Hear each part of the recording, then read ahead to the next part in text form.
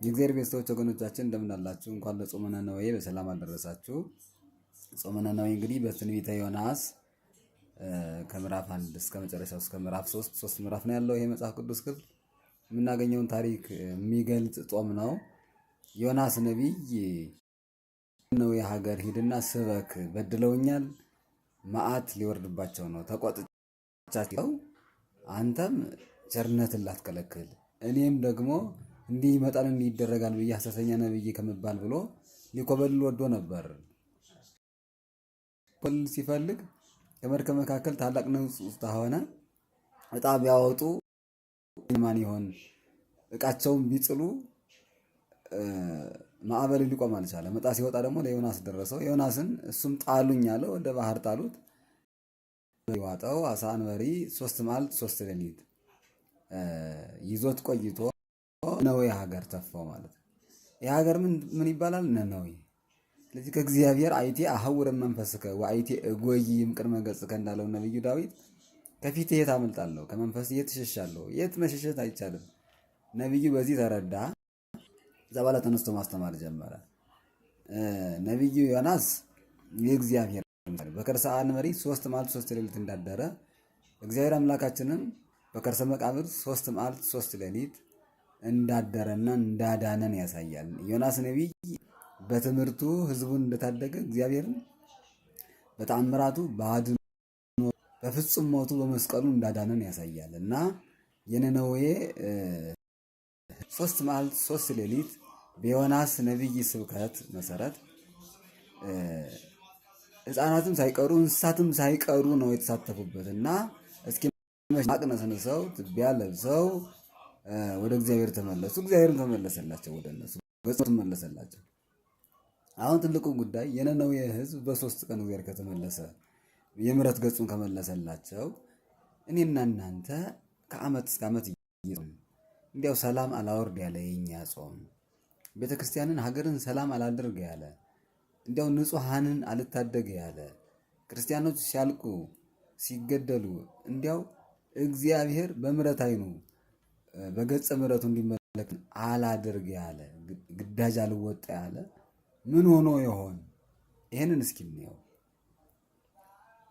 ወደ የራሳችን ተመልሰን ለምን እንዲያው ምሕረት አላወርድ ያለ በትንሹ ተፋቅረን እንኳን አላደርግ ያለ መዓትን ማቁረር አልችል ያለ ለምንድን ነው?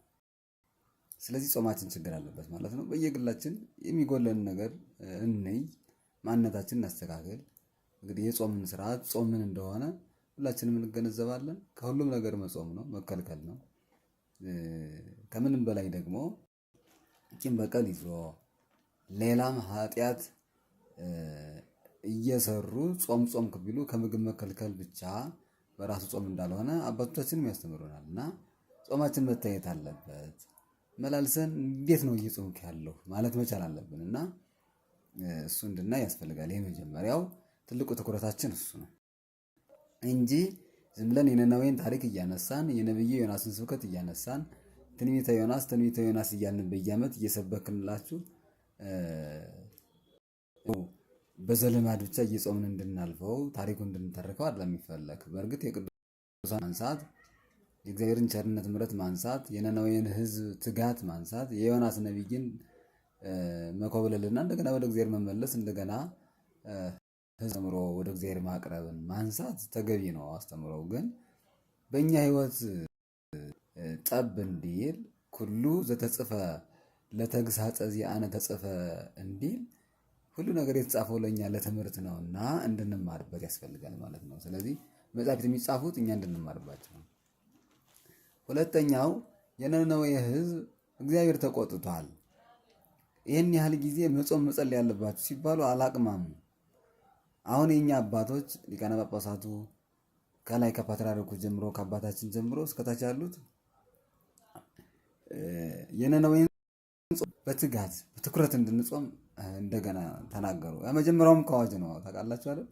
የነነዌ ጾም አሁን እንደገና ሁለተኛ እንዲሰመርበት ያው እንኳን አደረሳችሁ የሚለው እንዳለ ሆኖ በስርዓት እንድንጾመው እንደገና ማሳሰቢያ እኮ ያስፈልግም ነበር። የኛ ስንፍና ግን አያችሁት፣ እንደገና የአዋጁን ጾም እንደገና አባቶቻችን መልሰው እንደ አዲስ አስመስለው እንዲቀሰቅሱን፣ እንዲያስታውሱን፣ እንዲያተጉን እንፈልጋለን ማለት ነው። ትተነዋል፣ ረስተነዋል። በጣም የደቀቅነውና የሞትነው በጾም በኩል ነው። በነገራችን በጠዋት ወደ ምግብ ምናቀና ሰዎች ሆነናልና እዚህ ላይ ጠንቀቅ ብለን እግዚአብሔር በምሕረቱ በቸርነቱ እንዲመለከተን ነው። ጾማችን በስርዓት እንጾም ያስናል። የአዋጅ ጾም ነው ከመጀመሪያውም። በዚያውም ላይ 3 ቀን ጾም ነው። የብዙ ቀን ጾምም አይደለም። ሌላኛው ነገር የምንማረው እግዚአብሔር በፍጹም ልባለሱ ይቅር እንደሚል እግዚአብሔር በመዓቱም መሃል ቸርነት እንዳለው ያሳያል። የነነዌ ሕዝብ ከጾሙ ከጸሎቱ እግዚአብሔር ሊቀስፋቸው የነበረውን ያሳይ ዘንድ የነነዌ ሕዝብ ደግሞ ጸልዮ መዓት ማቁረሩን እግዚአብሔር እንደገና ገጸ ምሕረቱን መመለሱን ያሳይ ዘንድ ከሰማይ እሳት ወርዶ ታላላቅ ዛፎችን ጫፍ ጫፋቸውን በልቶ አቃጥሎ ነው የተመለሰው። ነቢዩም ሐሰተኛ ነቢይ እንዳይባል እግዚአብሔር ስለወደደ ነው። መጀመሪያ የሚያስኮበልለው እሱ ነበር።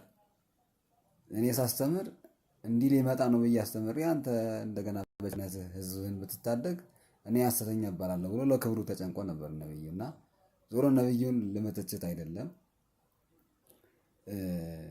የሚያስፈልገው ነገር እኛ ይህን ጾም ስንጾም የመጀመሪያው ግዳጅ እንዲወጣ አድርገን በአግባቡ በስርዓቱ በትኩረት ከሁሉ ነገር ጸልተን ቂም በቀልን ትተን ብንችል ከምጽዋት ጋር ከስግደት ጋር እየበረታን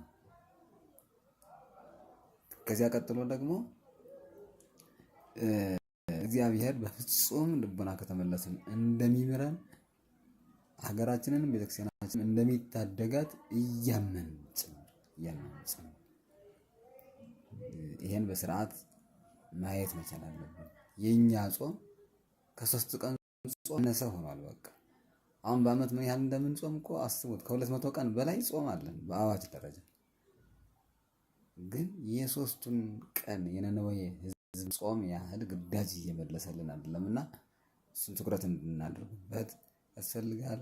እግዚአብሔር ትጋቱን እንዲሰጠን እንደቀደሙት አባቶቻችን ጸሎታችንን ልመናችንን ቅድመ እግዚአብሔር ደርሶ ለሀገር ለቤተ ክርስቲያን ለእኛም ለሁላችን የሚበጅ የምሕረት የቸርነት ዓመት እንድናይ አምላካችን ይፍቀድልን። በስጋ በነፍስ ይታደገን። ቅድስት ድንግል ማርያም፣ ቅዱሳኑ ነቢዩ ዮናስ በረድኤት አይለዩን። አማላጅነቱ ይትረፈን፣ ይቆየን።